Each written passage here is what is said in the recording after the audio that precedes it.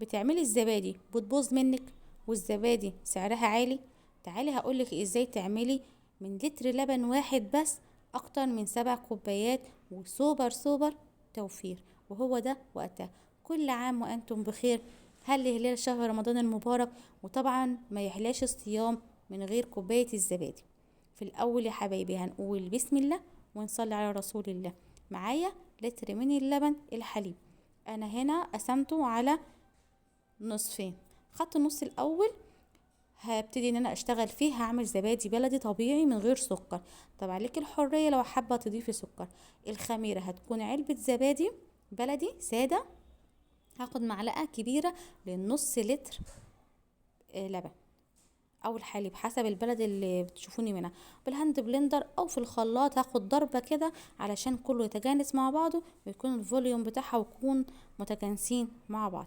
في التوقيت ده انا مسخنة الفرن بتاعي على درجة حرارة 200 لمدة ربع ساعة، عشان هو ده المكان اللي هيكون فيه مكان الخميرة. خلاها تختمر الزبادي تختمر فيه.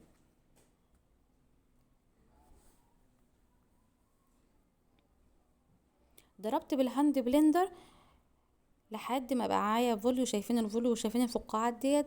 هو بالظبط 10 دقايق. هصبها في المجات، هصبها في الكوبايات المتاح والمتوفر عندي. طبعا لو وصلتوا لحد هنا ما تنسوش اللايك والمتابعة. النص لتر التاني انا هعمله بالفراولة. نفس التكنيك بالظبط. معايا نص لتر من اللبن، معايا معلقة كبيرة خميرة اللي هي هتكون الزبادي، ومعايا مسحوق الايس كريم بنكهة الفراولة. طبعا كل المحلات الجاهزة هما بيعملوا بالمسحوق ده. طب انت لو عندك فراولة، احنا طبعا في موسم الفراولة، ممكن تعملي بقطع الفراولة، ممكن تعملي بالعصير الفراولة. خدت معلقة كبيرة وهبتدي ان انا اضربهم برضو بنفس التكنيك. هضربهم بالمضرب. وكده بقت جاهزة معايا الزبادي الفراولة والزبادي السادة. صبتهم في الكوبايات. وفي المرحلة دي انا معايا مية سخنة وهجهز الصينية.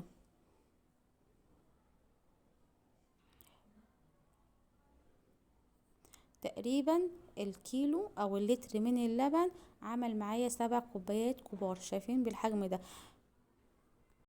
جبت معايا الصينية بتاعتي وهرص فيها كوبايات الزبادي ومعايا لتر من المية المغلية.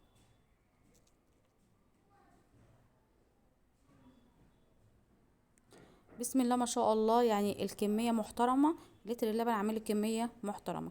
هنزل بلتر اللبن في الصينية، بس ما مش حاولي ما تلمسيش المية، ما تجيش على على الزبادي. نزلت بالماء المغلية وهبتدي ان انا اغطيها بالشكل ده.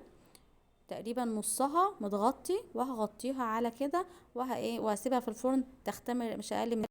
وبعد 6 ساعات في الفرن سبتها بقت بسم الله ما شاء الله. هبتدي ان انا ادخلها المبرد او التلاجة واسيبها فيهم كمان مش اقل كمان من ساعتين. وبقى معايا احلى زبادي من غير ما تدخل التلاجة. يا جماعة شايفين جمالها؟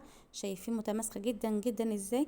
بصراحة حاجة تحفة، حاجة جميلة. وكمان انت ضامنة نظافتها وضامنة الجودة بتاعتها في البيت، وعشان تحافظي على صحة ولادك وبأبسط وبأقل التكاليف. مكلفنيش حاجة. وهتبقى هي كمان الخميرة بتاعت اليوم التاني.